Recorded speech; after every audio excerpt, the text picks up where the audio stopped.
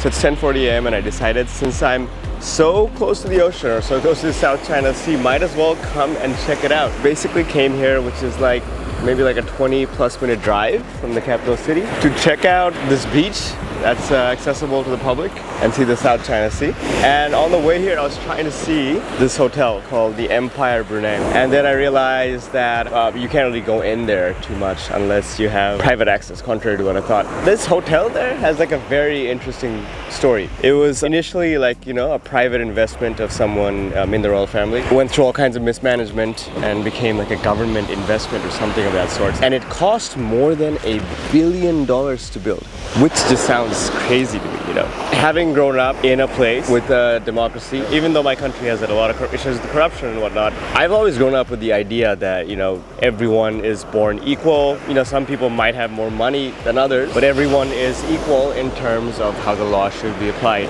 And that is not the case here, because it's a monarchy. How you're affected by the law, I guess, depends on where you're born.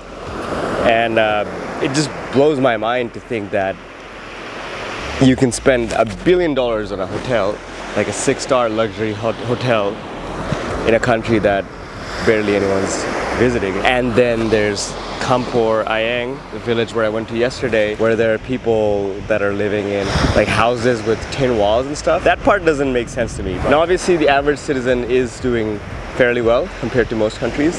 And from what it sounds like, citizens that I've talked to are happy about it. So if what they have right now is what the people of Brunei want, who am I to say otherwise? It is very interesting to, you know, see this from an outsider's perspective.